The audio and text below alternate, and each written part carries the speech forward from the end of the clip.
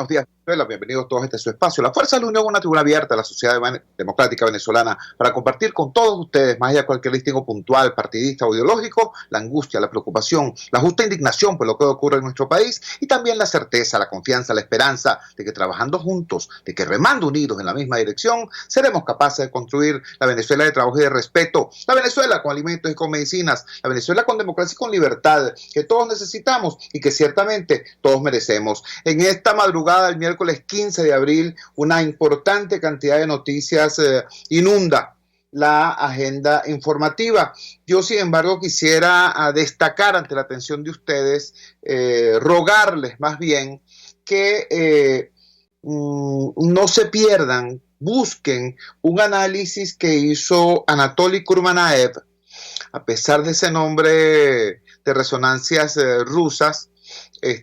Anatoly Kurmanaev es el corresponsal de The New York Times para Venezuela. Hizo un análisis, reportaje Anatoly Kurmanaev en el New York Times, preciso, extenso ciertamente, no es de rápida lectura, es de fácil lectura, pero no de rápida lectura. Y creo que es importante pasearse por lo que allí, por la información que está allí contenida, ¿no? El titular es el siguiente: el presidente de Venezuela, acostumbrado a las crisis, enfrenta la más difícil de su gobierno hasta ahora. Hace un análisis Kurmanaev donde detalla lo que a su juicio es el proceso que hasta ahora ha vivido Venezuela, el proceso político que hasta ahora ha vivido nuestro país, y finalmente aterriza en cuáles son los elementos fundamentales de una crisis que prácticamente está fuera de control, en su opinión, para el gobierno. Aterrizo con esto, utilizo esta última expresión para ubicar un tema que quiero compartir con ustedes en la mañana de hoy. Con muchísimo respeto por todas las opiniones, con muchísimo respeto por los pareceres y los criterios de cada quien, yo quiero sí enfatizar que, como dice aquel dicho español que muchas veces refirió en sus programas de radio acá la profesora Marta Colomina, cada quien ve la fiesta de acuerdo a cómo le va en ella. Cada quien ve la situación de acuerdo a su papel en esa situación. Les pongo un ejemplo. Si usted es una persona que vive la crisis de Venezuela desde las duras coordenadas del exilio, si usted vive la crisis de Venezuela desde Bogotá, desde Miami, desde Madrid, desde cualquiera de estos espacios o desde aquellos espacios donde está la mayoría de la diáspora más pobre, aquellos compatriotas que se fueron en autobús y muchas veces a pie, estos compatriotas que están en Colombia, en Ecuador, en Perú. Si usted tiene la vivencia de la crisis venezolana desde esa perspectiva, tiene una noción muy distinta a la gente que está viviendo la crisis venezolana desde San Cristóbal, desde Maracaibo, desde Puerto Ordaz o desde Caracas. Ojo, no estoy diciendo que una visión sea más justa que la otra, más meritoria que la otra, más sacrificada que la otra. No, cada una de esas visiones es legítima porque cada quien lo hace desde su perspectiva. E incluso si son dos compatriotas que están acá en Venezuela, pon tú acá en Caracas, pero viven esa crisis desde realidades socioeconómicas diferentes, la perspectiva también será diferente. Si usted tiene, por ejemplo, gracias a Dios, los ingresos que le permiten estar encerrado en su casa con su familia a resguardo, ¿no? Si usted tiene un vehículo que utiliza poco porque vive en una urbanización o cerca del centro urbano de la ciudad, bueno, para usted probablemente, ¿no? El problema de la gasolina, la falta de combustible, sea, cuando mucho, una incomodidad, ¿no? Una incomodidad. Caramba, qué fastidio, la cola. Qué terrible someterse a ese escarnio, ¿no? A ese malestar. O puede ser también un motivo de disgusto económico. El tema de la matraca, el tema de la extorsión económica, porque eso no es especulación siquiera. Unos tipos intentando venderte el litro de gasolina a $1, a $1.50, a $2, a $3 el litro de gasolina. Puede que sea eso. Pero si usted, para poner el ejemplo que puso Ingrid Palacios ayer en este programa, si usted es un humilde habitante de Fila de Mariches, paciente renal, que necesita dializarse diariamente o cada 2 días, porque si no muere y no tiene gasolina para hacerlo, para ir al lugar, bueno, vale. Entonces, la falta de gasolina no es una incomodidad, es un problema mortal. Y en efecto, ayer Ingrid Palacios nos detalló acá como un compañero nuestro de lucha, un dirigente vecinal de esa apartada zona del este popular caraqueño, había fallecido por ese motivo. Repito, con todo el respeto del mundo, es que una visión del problema es más legítima que la otra. No vale. Todas son legítimas, todas son reales, pero son distintas, son muy distintas. Y esa visión de los más vulnerables, de los más frágiles, de quienes están más expuestos ante los rigores de la crisis, es la visión que comparte una muy extendida mayoría en el país. Porque Venezuela bruscamente fue empujada por el barranco de la miseria, por este desgobierno que empezó no con los años que tiene Maduro en el poder, no, empezó con Chávez. ¿Ves? Porque todo esto que estamos viviendo es desgraciadamente posible por todo lo que hizo Chávez durante su mandato, teniendo todo el dinero del mundo, todo el apoyo del mundo y todo el consenso interno que le dio la gana. Sin embargo, él lo que hizo fue sembrar la semilla de esta destrucción que está capitaneando Maduro. ¿Entiendes?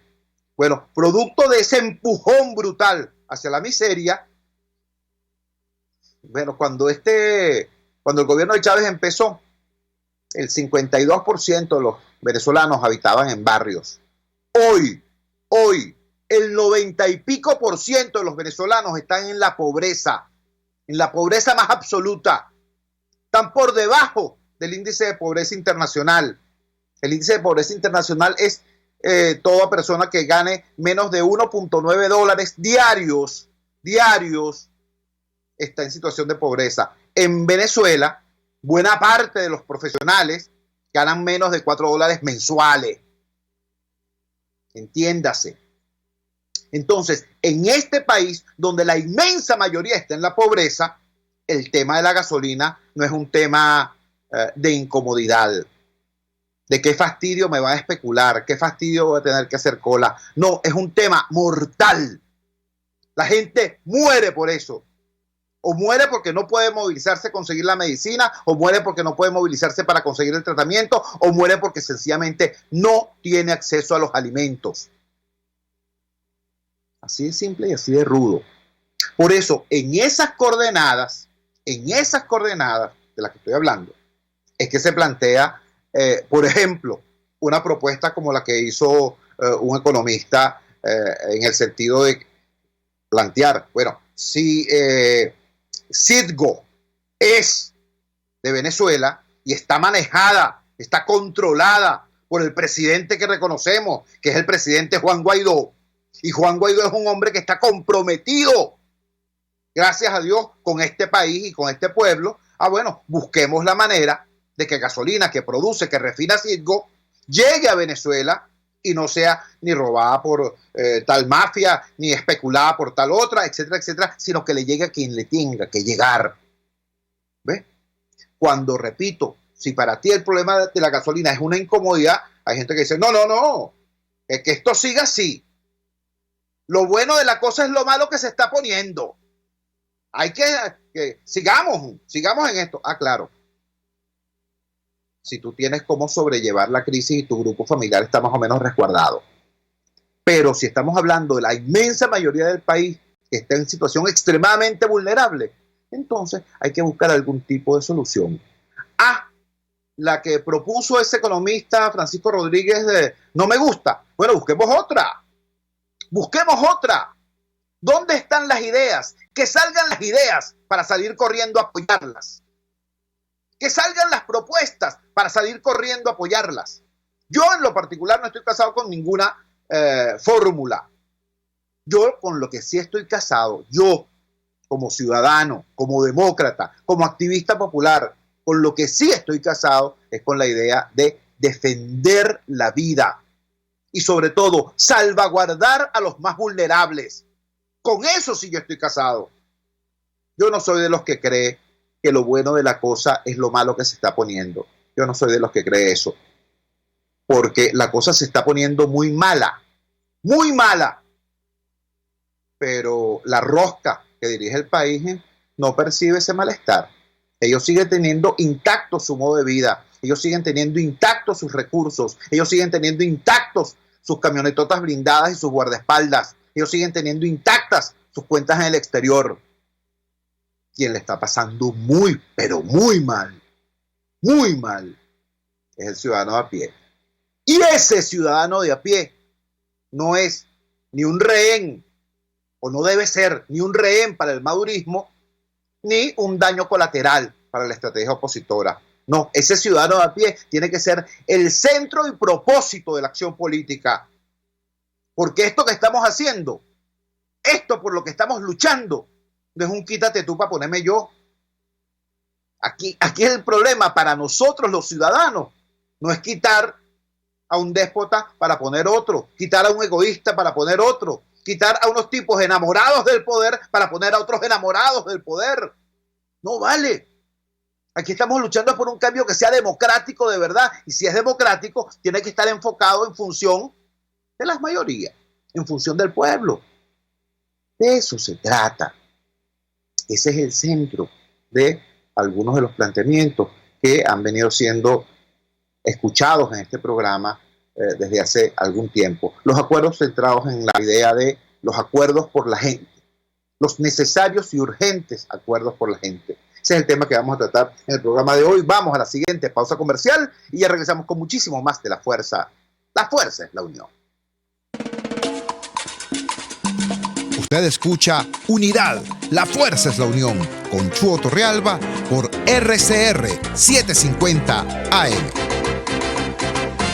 Sintonícenos a través de Periscope, @RCR750, la radio que se ve. En RCR somos vanguardia. Toda la programación de tu RCR también la puedes seguir a través de la internet. Audio y video en tiempo real. Noticias y mucho más. No te pierdas ni un segundo de nuestra programación. No hay excusa ni cadena que valga para que dejes de escucharnos. Ingresa a rcr.tv, la radio que se ve.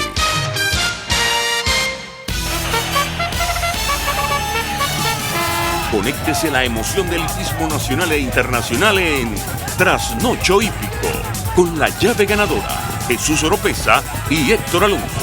Estadísticas, entrevistas, pronósticos. Trasnocho Hípico, todos los miércoles, jueves y viernes a las 11 de la noche. Solo por RCR Deportes, 750 AM. Opinión, ideas en debate. Usted escucha a Chuo Torrealba en Unidad. La fuerza es la unión por RCR. Regresamos a La Fuerza es la Unión. En el segmento anterior estábamos planteando la necesidad de ubicar la legitimidad de las distintas visiones que sobre la crisis venezolana se pueden tener. Decíamos, es tan legítima la visión que tiene, por ejemplo, quien sigue la crisis venezolana desde Bogotá, desde Madrid o desde el sur de la Florida, como quien sigue la crisis venezolana desde Altamira, Prados del Este, Carapita, 23 de enero, fila de Mariches. Todas esas visiones son legítimas. Ahora, de esas visiones, algunas representan a la cotiza, correcto. Algunas representan a las mayorías depauperadas venezolanas. Y entonces, ¿cuál es el deber de quienes están haciendo política, de quienes tienen la responsabilidad de construir una transición democrática en el país? Bueno, el deber es hacer política desde la gente y para la gente, ¿no? No desde las oficinas para las oficinas, ¿no? No desde las redes para las redes, ¿no? No desde los titulares para los titulares, sino desde la gente para la gente. Eso es lo que hemos planteado con muchísimo respeto acá. Y eso es lo que han subrayado diversas organizaciones, algunas tan serias como la presidencia de la Conferencia Episcopal Venezolana o como Fedecámaras, ¿no? Que han dicho con claridad, mira, nosotros no nos prestamos ni a diálogos falsos, ni a perderas de tiempo con el gobierno, pero aquí hace falta ponerse de acuerdo por una sencilla razón. Tenemos dos gobiernos, uno que controla el territorio y otro que tiene acceso a la comunidad internacional. Y Venezuela enfrenta una crisis que pudiera ser terminal.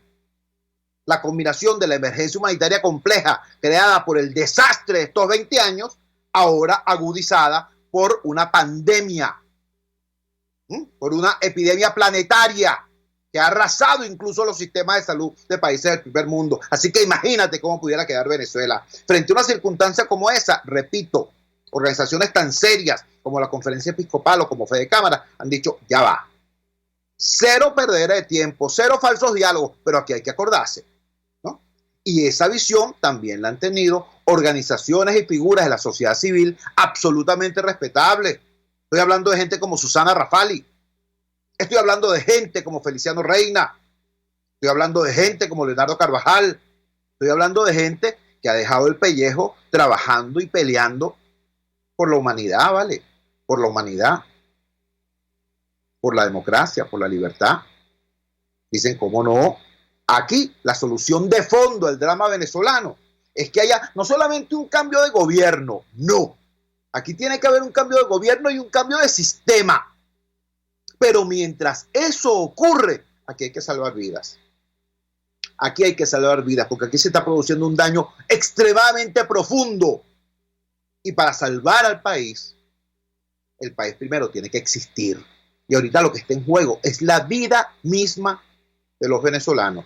Fíjense ustedes una cosa tan terrible como lo que está ocurriendo en la frontera ahora con el retorno de nuestros compatriotas. Como decía Guillermo Carrasco, muy respetado también intelectual y artista venezolano, su nick en las redes sociales es @Bosto, con B pequeña, con B de Venezuela, @Bosto, les sugiero. En estos días, Guillermo Carrasco hace una reflexión, dice, es tan larga, tan longeva nuestra crisis y ha sido tan mal manejada que esos millones de venezolanos que se fueron ya están regresando y tenemos el mismo gobierno. Y diría yo, y tenemos la misma posición, y tenemos el mismo desastre del país, eso es lo que más grave. Imagínate tú cómo será de extremadamente delicada la situación.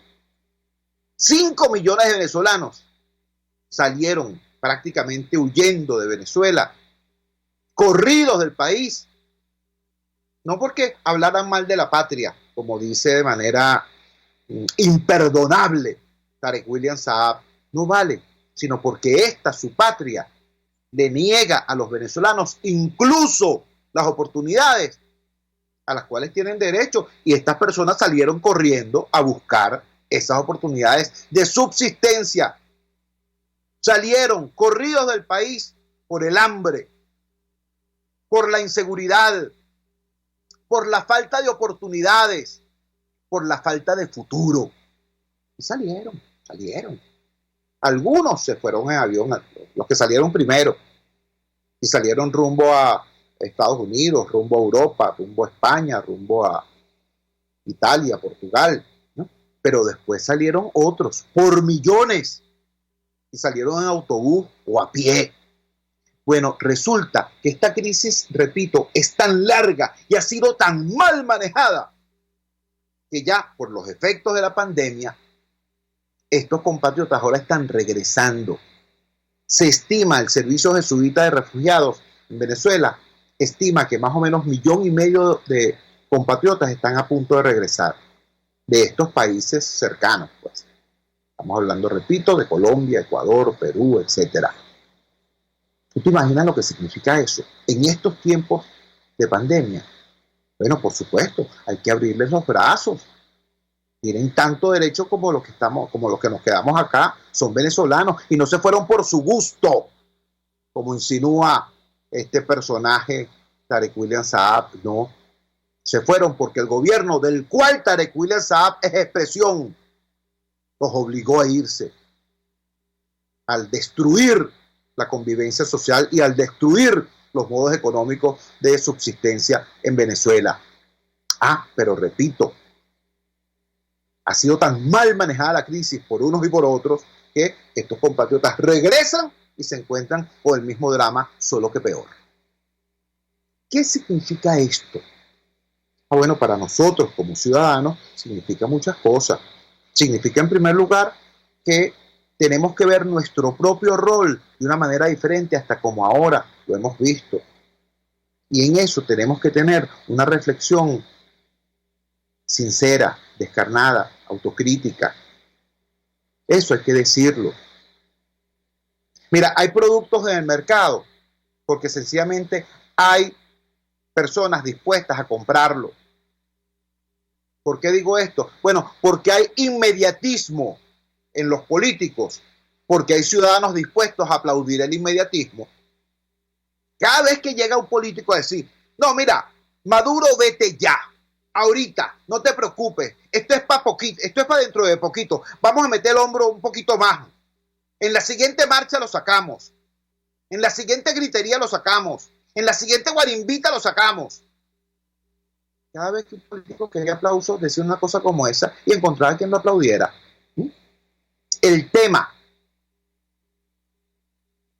de construir el cambio, a algunos les parecía fastidioso, les parecía algo poco sexy, porque no arrancaba aplausos en las galerías, ni te daba likes, ni seguidores en redes sociales. Pero es lo que hay que hacer, es lo que hay que hacer. Y ahora, más allá de eso, más allá de esa crítica, ¿no? Porque es muy fácil ver la paja en el ojo ajeno y no la viga en el propio. Pensemos, bueno, hay políticos que venden el inmediatismo, las soluciones mágicas, ¿no? El Maduro vete ya, porque, porque hay gente que lo compra, porque hay gente que lo aplaude. Entonces tenemos que revisarnos nosotros mismos. ¿Cuál es nuestro rol? Vamos a seguir nosotros convertidos en fans primero y detractores después, porque eso nos ha pasado bastante. Nos pasó con Leopoldo López, nos pasó con Capriles, nos pasó con Guaidó. Durante un tiempito hay una especie de luna de miel, ¿no? Entonces todo lo que dice el dirigente tal, el líder tal, es santa palabra. Pero en lo que se va deteriorando, entonces la gente empieza a referirse al sujeto de manera cada vez menos apasionada hasta que llegan a referirse de manera despectiva, ¿no? Y quien ayer era un ídolo, pasado mañana es un bolsa. Pensemos en un momento, no en el supuesto líder, no en el supuesto bolsa. Pensemos en nosotros mismos. ¿Cuál ha sido nuestro papel? Bueno, chicos, nosotros pasamos de ser aplaudidores hoy a ser insultadores mañana. Y ese no es el rol de un ciudadano. Ese no es el rol de un demócrata. Ese no es el rol del venezolano. El rol del venezolano es estar en una condición como esta, es mi opinión, mi humilde opinión, en una condición tan complicada como esta, por supuesto, solidarios con la dirección política del campo democrático. Ser dirigente político en medio de una situación de totalitarismo, de dictadura, de violencia, no es fácil. Hay unas personas que han asumido eso como reto existencial y lo menos que merecen es nuestro respaldo. Pero ese respaldo tiene que ser un respaldo consciente, crítico. Nosotros tenemos que estar evaluando, proponiendo y, cuando sea el caso, incluso presionando a esa dirección política para que esté a la altura de la crisis y para que esté a la altura de las necesidades del pueblo y de las necesidades reales del cambio, para que no haya demagogia, ¿ve? Sino que haya, en efecto, estrategia. Ese es nuestro rol como ciudadanos. No ser aplaudidores hoy y detractores mañana, sino ser siempre eso, ciudadanos.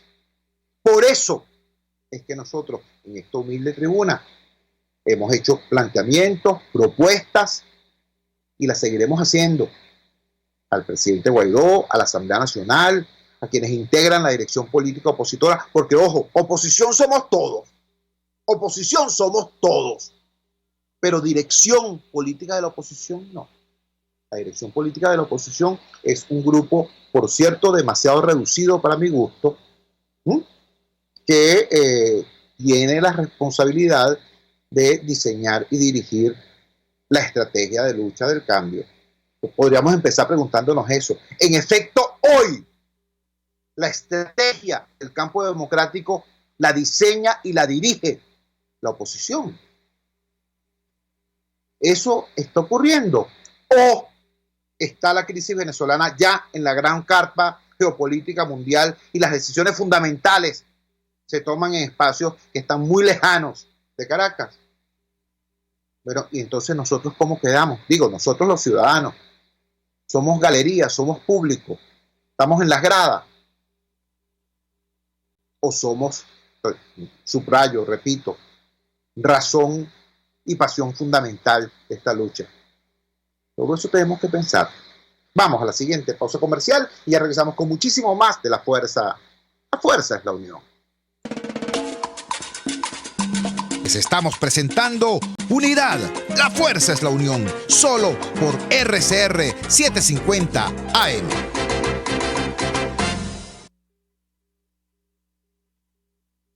Puedes seguirnos en nuestras redes sociales. En Twitter, @RCR750, la radio que se ve. Ellos sí que no saben nada. Y así nos va. El espacio donde se tocan los temas más candentes de interés político y nacional. Y así nos va. En este programa, la picardía y el humor inteligente son los protagonistas. Pura cabilla. Lara y Hernández descosen y revelan los secretos más oscuros del acontecer político. Y así nos va. De lunes a viernes a las 4 de la tarde. Por RCR 750 AM.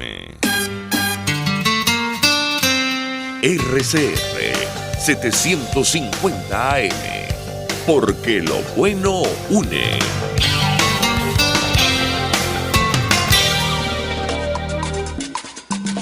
Les estamos presentando Unidad, la fuerza es la unión, solo por RCR 750 AM.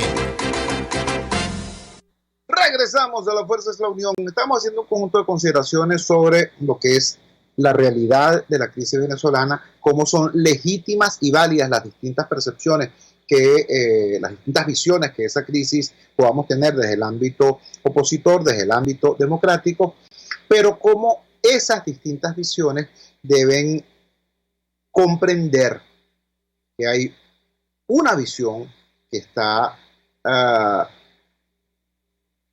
teniendo un carácter cada vez más urgido, que es la visión de quienes están sufriendo los rigores de la crisis desde una posición de mayor vulnerabilidad. Y ese sector de la población, que es el más vulnerable, es también el más extenso, el mayoritario. Y entonces, si somos demócratas, tenemos que hacer los diseños, las estrategias, las políticas, las tácticas también, en función de esa realidad, de esos sectores mayoritarios, para los cuales hay que ser no solamente esperanza, hay que ser gobierno. A eso nos referíamos cuando decíamos que, si bien nos oponemos a que la gente sea simplemente rehenes socioeconómicos de la dictadura. Nos oponemos a eso radicalmente.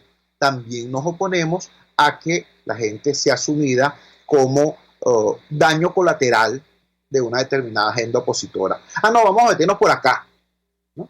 Y eso va a traer problemas y va a traer inconvenientes, pero bueno, hay que sufrir porque hay que pasar trabajo para salir de esto.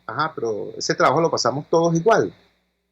No es lo mismo pasar trabajo cuando tú tienes tu horizonte económico resuelto y tu familia segura, que pasar trabajo en Catia, que pasar trabajo en Petare, que pasar trabajo en el Valle, que pasar trabajo en los barrios del sur de Valencia o del oeste de Barquisimeto o del norte de Maracaibo. No es lo mismo. Entonces, todo ese tema es lo que ha planteado esta visión sobre los llamados acuerdos por la gente, que ha venido planteando un sector muy importante de la sociedad civil venezolana. Ayer hubo un debate en las redes sociales, debate que, por cierto, me encanta porque creo que es un síntoma de algo muy importante. Ayer una persona escribió que supuestamente yo y otras personas junto conmigo estamos en una campaña contra Guaidó, etcétera.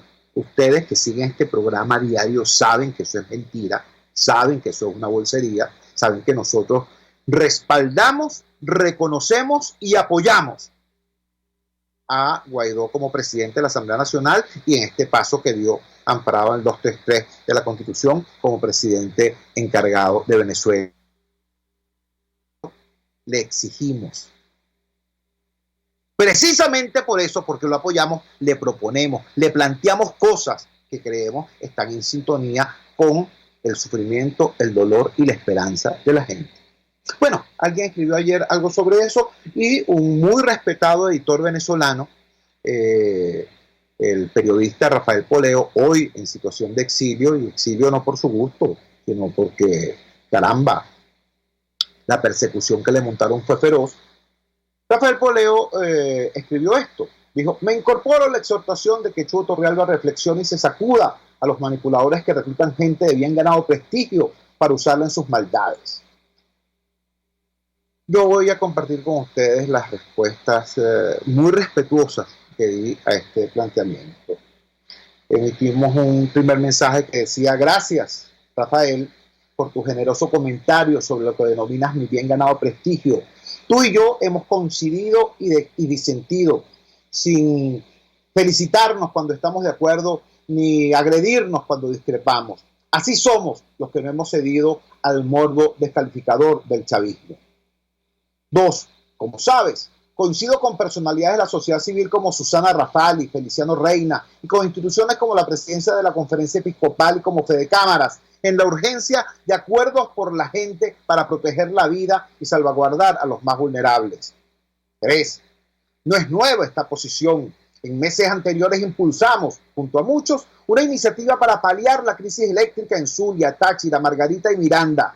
Los actores partidistas optaron por no pagar el costo político de acordarse en público. Y allí siguen agravadas las tinieblas. 4. Como el tema eléctrico, tampoco ante la emergencia humanitaria compleja, hoy agudizada por la pandemia, estamos casados con propuesta particular alguna. Pero sí exigimos que hayan propuestas y acciones urgentes en beneficio de la gente que sufre, que es casi toda la gente. 5. Porque, ¿qué pasó con la ofrecida propuesta alternativa al proyecto eléctrico planteado por la sociedad civil? Pues no pasó nada. Lo mismo afirmo hoy en relación a propuestas que sobre alimentos, diáspora y gasolina ha hecho, por ejemplo, el economista Francisco Rodríguez. ¿Hay mejores ideas? ¿Cuáles? ¿Dónde? Para apoyarlas ya. 6.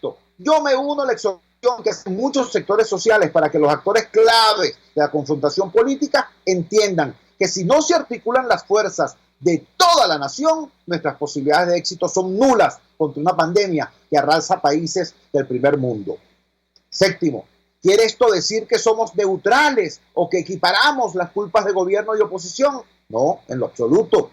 Nosotros estamos convencidos de que la culpa de la crisis es del régimen de Maduro y que la responsabilidad de construir la transición democrática la tiene la dirección opositora. Octavo, culpa y responsabilidad son pues conceptos distintos. El régimen ha perpetrado su culpa con saña y la dirección opositora desde el año 2016 no ha asumido con idoneidad y logros su responsabilidad. Por eso hoy Venezuela se encuentra en esta situación de extrema vulnerabilidad. A esto me refiero, o con esto me refiero a la paradoja que les contaba antes, aludiendo al planteamiento hecho por Guillermo Carrasco. Ha sido tan mal manejada esta crisis que la diáspora venezolana, o parte de la diáspora venezolana, tuvo tiempo de irse y ahora de regresar bajo el látigo de la pandemia. Y sin embargo, aquí tenemos al mismo gobierno y a los mismos sujetos en la oposición. Noveno, los acuerdos por la gente no son para lavarle la cara a Maduro. Eso no es posible. Tampoco son para que la dirección opositora parezca estar en control de una estrategia que ni diseñó ni dirige. Los acuerdos por la gente son para salvar vidas. Quien no lo asuma hoy no tendrá mañana. Décimo, como ves, apreciado Rafael Poleo, no estoy engañado por manipuladores. Estoy con gente seria, muy seria, expresando una convicción. Las personas no son ni rehenes del madurismo ni daños colaterales de la agenda opositora. La gente es la gente. La gente tiene que estar en el centro de la agenda política, porque si no, esa agenda no sirve para nada. Me despido, Poleo Rafael, seguro de que una vez más, coincidiendo o discrepando, reincidiremos en el respeto, porque nos une la aspiración implícita en la cita de Betancourt que usaste como lema de tu periódico. El nuevo país de todos tenemos que construirlo entre todos. Estos fueron los criterios, los argumentos que ayer de manera, repito, muy firme pero muy respetuosa publicamos en esta red social a propósito de estos señalamientos hechos. ¿Qué pasó después? Bueno, después pasó que hubo una andanada, pero impresionante, de mensajes, en su mayoría groseros, intolerantes, abusivos, procaces. Y bueno, como mi equipo y yo estamos en esta situación de cuarentena, ciertamente limitados en el desplazamiento, tuvimos tiempo para hacer una suerte de auditoría de esos mensajes y nos encontramos que la inmensa mayoría de ellos tenían un destinatario, tenían un origen similar.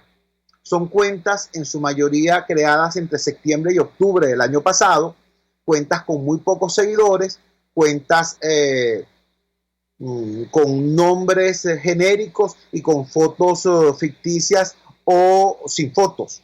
Es decir, son cuentas de bots, son cuentas de laboratorio. Y eso, repito, ahí está la buena noticia, ¿no? Ahí está la buena noticia. Si alguien se vio obligado a mover sus laboratorios para agredirnos, chico, no debe ser porque Chuo Torrealba les preocupe. No debe ser porque aquí el país sabe que yo no estoy en la arena política, que yo no he estado nunca con una carrera política como propósito y vocación. Yo soy básicamente un luchador social que en un momento determinado de crisis los partidos me llamaron y me dijeron: Chuo, ayúdanos, tenemos este conflicto, nos quedamos sin secretario ejecutivo, la MUD está a punto de partirse, bueno, esto es un desastre, ayúdanos. Nosotros discutimos con la gente del radar de los barrios, discutimos con nuestros hermanos de lucha en la sociedad civil y dijimos, bueno, vamos a ayudar. Y nos fuimos, ayudamos, y bueno, y se logró lo que se logró, pues. Entre otras cosas, la victoria más importante que ha logrado la oposición en 20 años de lucha contra el chavismo, la del 6 de diciembre del año 2015. Entre otras cosas, que repito, son logros no personales, sino logros de los equipos que trabajamos arduamente desde esa concepción del equipo, de la construcción de unidad. Pero bueno, eso fue un momento en un proceso. Mi espacio natural son los barrios, mi espacio natural es la calle, mi espacio natural es este. Pero, decíamos, justamente, no siendo yo entonces una figura que esté disputando espacios ni aspiraciones ni candidaturas, ¿por qué alguien va a activar un laboratorio para agredirnos? Estando el país en la situación que está, en el drama que está, frente a la pandemia, frente al desastre, frente al hambre, frente a la falta de gasolina, ¿cómo alguien se va a molestar para montar todo un laboratorio en función de agredirme? ¿Quién?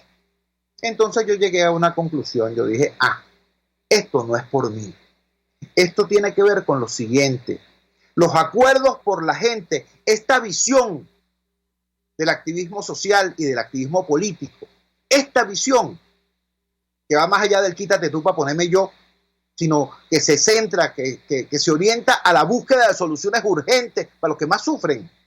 Esta visión hace 2 meses era un tema para discutirlo en ámbitos más o menos cerrados de la sociedad civil. Era un deber ser sociológico y politológico, pero estas 5 semanas de cuarentena han cambiado las cosas. Estas 5 semanas de cuarentena le han permitido ver a las mayorías nacionales que en efecto, si no se logran acuerdos para soluciones ya, mucha gente sencillamente va a morir. Va a morir. El tema no es si Maduro es feo, lo sabemos, ¿no? O que Guaidó es buena gente, lo sabemos también. Ese no es el tema. El tema es que hay que acordarse ya sobre temas urgentes y fundamentales para tratar de aminorar el impacto de lo que significa una pandemia como el coronavirus en medio de una situación de vulnerabilidad extrema como está Venezuela. Si eso no se logra, aquí va a haber un desastre. Entonces hay mucha gente a la que antes eso le resbalaba, pero ahora, después de 5 semanas de cuarentena, la gente dice, no chicos, ¿verdad? Esto debió haberlo testeado alguien. Alguien debe haber hecho una encuesta sobre esto y alguien vio esa encuesta y dijeron, caramba, resulta que este planteamiento ahora tiene calle, ¿no? Este planteamiento ya no es el comunicado de Fede Cámaras o el comunicado de la presidencia de la Conferencia Episcopal o el comunicado de los grupos de la sociedad civil. No, esto es una demanda social. Así que bueno, mosca. Y entonces, bueno, cualquier expresión como lo que ocurrió ayer, piensan que montarle un laboratorio y caerles a insulto a una persona, que con eso van a resolver el problema. Les digo que no. Les informo que no. Quienes hacen eso tienen una muy curiosa deformación. Ellos creen que Twitter es el país. Ellos creen que las redes sociales son un espejo representativo de la realidad venezolana. Les informo que no. Desgraciadamente, Venezuela es uno de los pocos países del mundo donde las personas que tienen acceso a Internet, en lugar de ampliarse, se reduce. Y de las personas que tienen acceso a Internet, por cierto, con los megas cada vez más caros y con los problemas de conexión cada vez más difíciles, son cada vez menos también los que dedican sus caros y escasos megas a el activismo político o al activismo social. La inmensa mayoría utiliza las redes, bueno, para saber de la familia y algunos para entretenerse, muy pocos para informarse. Sin embargo, repito, hay gente que cree que Twitter es el país y entonces hacen política para Twitter desde Twitter. Y creen que si insultan, si callapean a alguien en Twitter, están logrando una victoria política. Repito, les informo que no es así. Les informo que hay un país muy grande, extraordinariamente necesitado, que está hoy frente a dos peligros muy grandes y muy visibles. Uno es el hambre,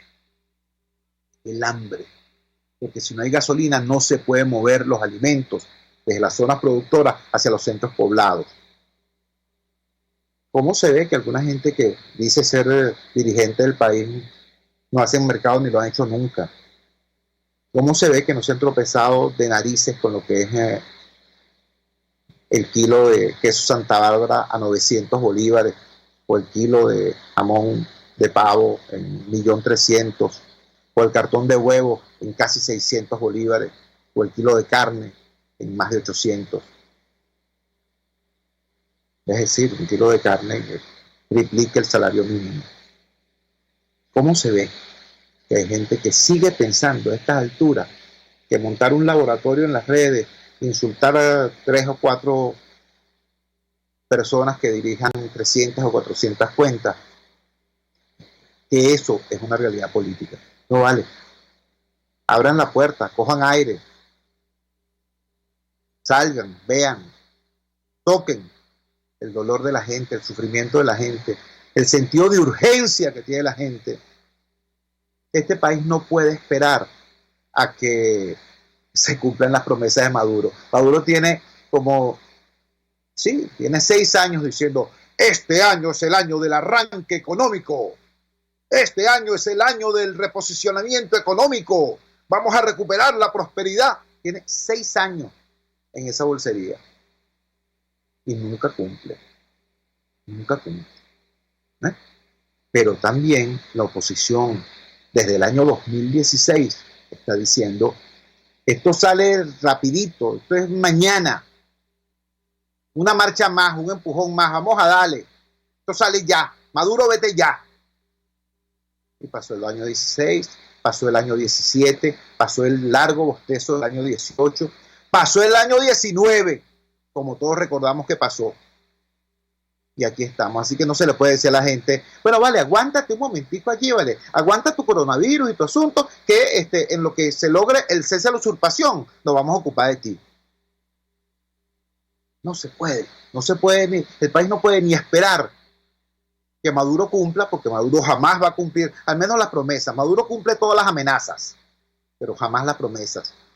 Ni tampoco el país puede esperar que se dé por fin, que le suene la flauta por fin a una estrategia opositora que, bueno, es la misma del año pasado, la misma que fracasó el año pasado y que, bueno, ahora está en estas nuevas coordenadas del coronavirus y etcétera. Este país, ese país que sufre, ese país doliente, necesita, sí, que sigamos trabajando y construyendo la transición de la Venezuela que hoy tenemos a la Venezuela que merecemos, de la Venezuela del populismo autoritario militarista a la república civilista y próspera que nos merecemos. Claro que ese cambio hay que construirlo. Claro que necesitamos un cambio de presidente, un cambio de gobierno, un cambio de modelo, un cambio de sistema. Claro que sí. Pero mientras ese cambio se construye, aquí hay que darle respuestas urgentes, ya, a la gente que está en situación de extrema precariedad, a la gente que tiene muchísimo tiempo al borde de la muerte y que ahora la llegada del coronavirus puede ser simplemente el empujoncito final.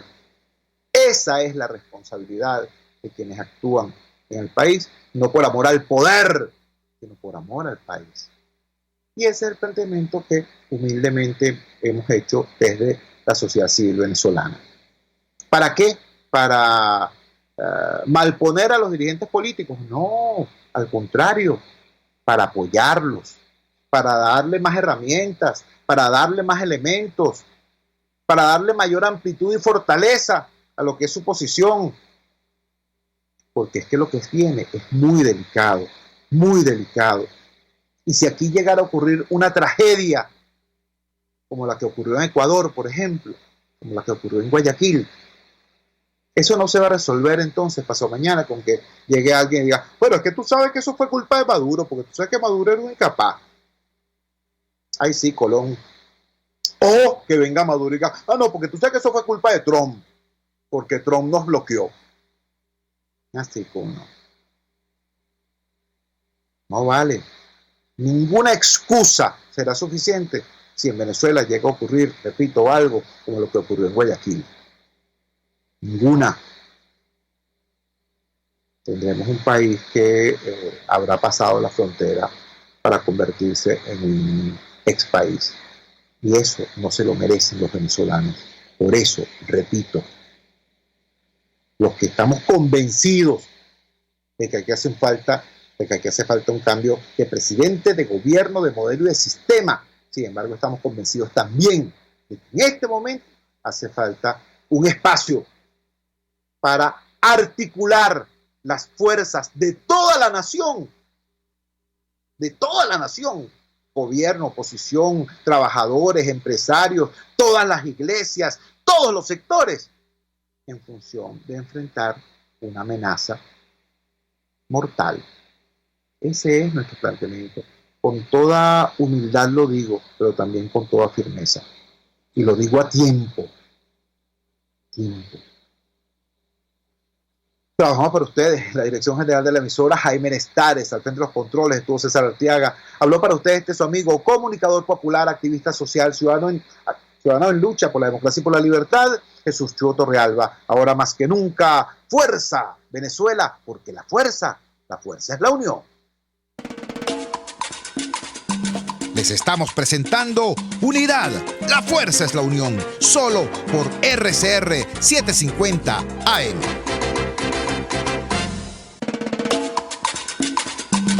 RCR presentó Unidad, la fuerza es la unión, con Chuo Torrealba, solo por RCR 750 AM.